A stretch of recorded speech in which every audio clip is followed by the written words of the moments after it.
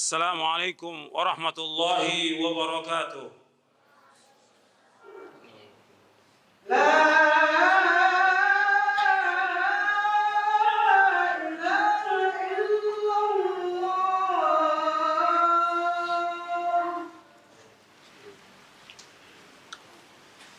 Innal hamdalillah nahmaduhu wa nasta'inuhu wa nastaghfiruh wa na'udzu billahi min shururi anfusina wa min sayyiati a'malina may yahdihillahu fala mudilla lahu wa may yudlil fala hadiya lahu asyhadu an la ilaha illallah wahdahu la syarika lahu wa asyhadu anna Muhammadan 'abduhu wa rasuluh.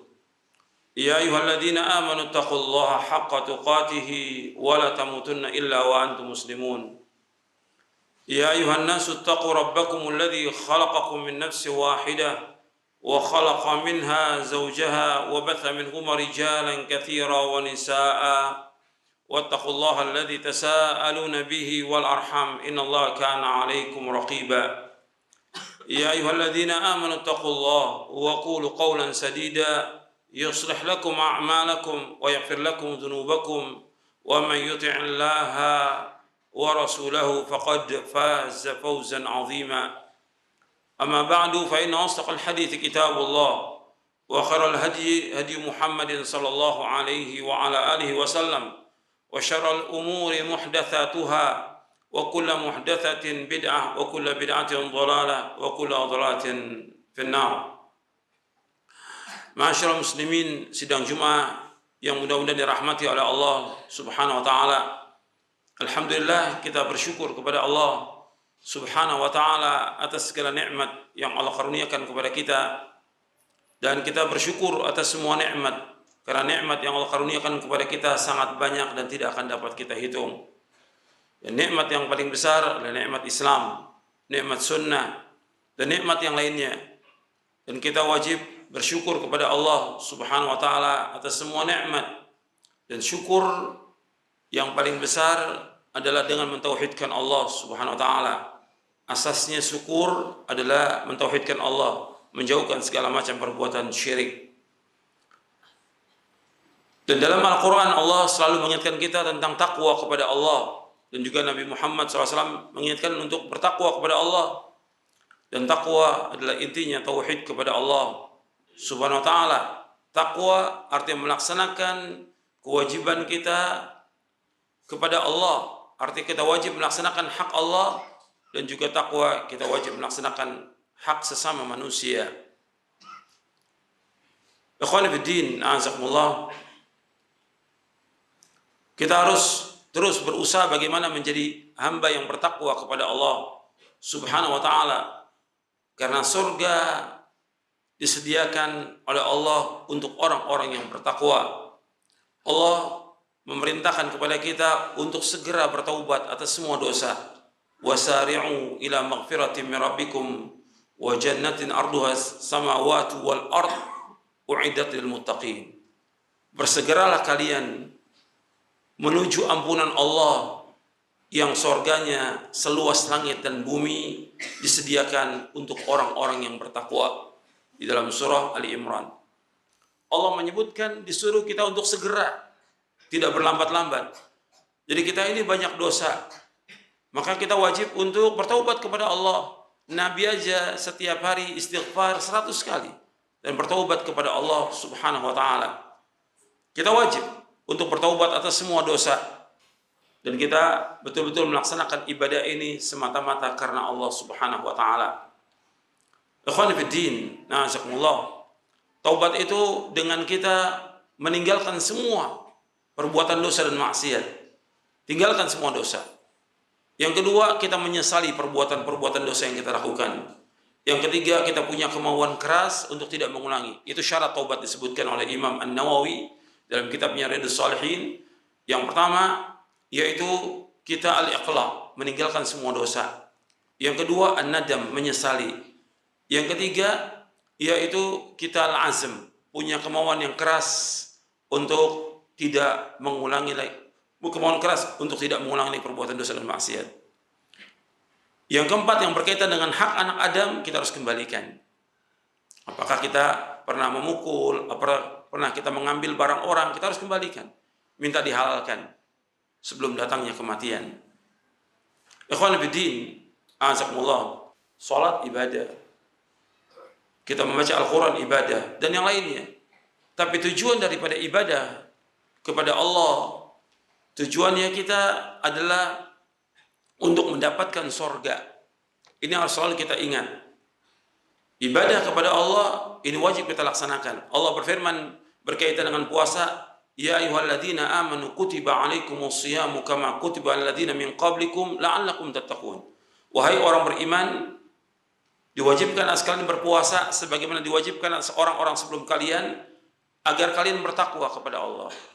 Jadi tujuan dari puasa ini agar kita bertakwa. Yang tadi sudah saya sebutkan bahwa surga disediakan untuk orang yang bertakwa. Ya, dengan puasa itu bagaimana kita meningkatkan ketakwaan kita kepada Allah?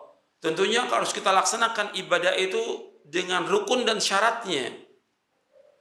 Rukun daripada ibadah itu 3. Yang pertama itu cinta kepada Allah. Yang kedua raja, mengharap hanya kepada Allah. Yang ketiga adalah khauf, takut kepada azab Allah SWT. Rukun ibadah ada 3. Yang pertama yaitu al-hubbu, kecintaan. Kita melaksanakan ibadah ini karena cinta kepada Allah SWT. Karena Allah yang memberikan semua kenikmatan.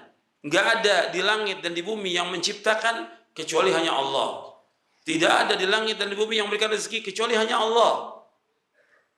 Dan kita bisa seperti ini mendapatkan semua kenikmatan Allah yang berikan.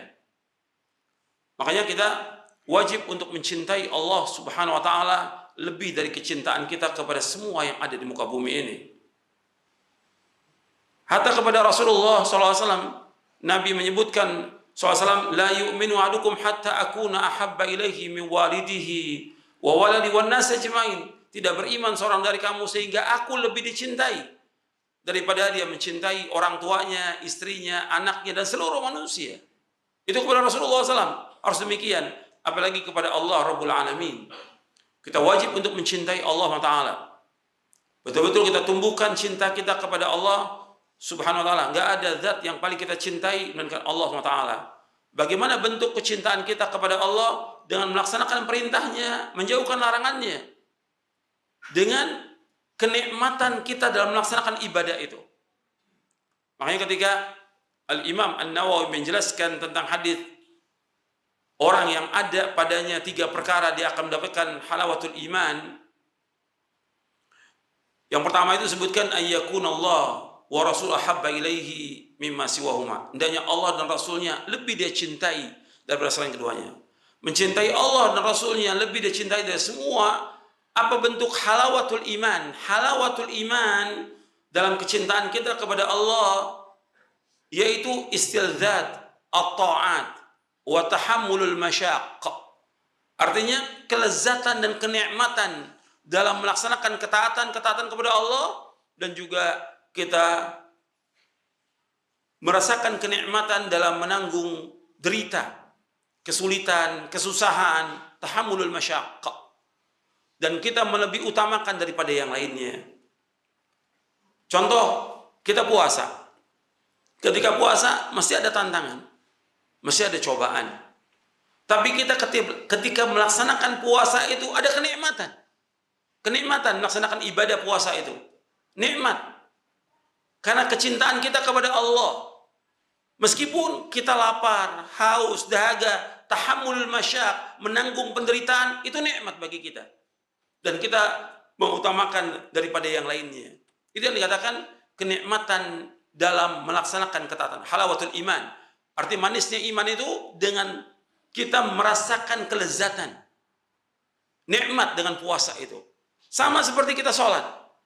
Kalau kita sholat betul-betul kita cinta kepada Allah, maka kita akan merasakan kenikmatan sholat itu.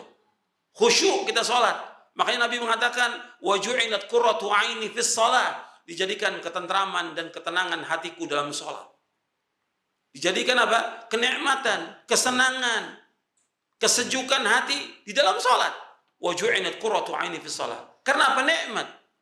Orang kalau dia cinta kepada Allah, dia akan merasakan kenikmatan ketika dia melaksanakan ibadah kepada Allah. Ini contoh puasa. Contoh tadi sholat. Contoh lagi dalam thalabul ilmi. Antum lihat bagaimana para ulama terdahulu kenikmatan dia ketika nuntut ilmu. Dia membaca kitab. Padahal belum ada lampu seperti sekarang ini. Sampai mereka hafal ratusan ribu hadis dengan sanadnya. Mereka berjalan sampai ratusan kilo, sampai ribuan kilo mereka berjalan. Karena kenikmatan dalam thalabul ilmi. Nikmat. Menghafal Quran, menghafal hadis, membaca kitab. Kenikmatan. Ladzatul ilm. Dia melaksanakan kelezatan dalam ketaatan kepada Allah. Karena nuntut ilmu ibadah. Karena dia cinta kepada Allah. Dan nuntut ilmu membawa manusia ke surga. Semuanya seperti itu. Apakah dia mengeluarkan zakat, sedekah, dia berbakti pada orang tua, merasakan dia kenikmatan. Karena kecintaan dia kepada Allah. Karena Allah memerintahkan untuk melaksanakan itu. Ini penting.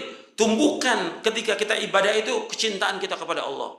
Ini rukun yang pertama. Yang kedua, yaitu ar-raja. Kita mengharap. Dengan kita melaksanakan ibadah ini kita mengharapkan surga. Seorang mukmin bukan mengharapkan dunia. Dunia nggak ada arti apa-apa, lebih jelek dari bangkai kambing dunia ini.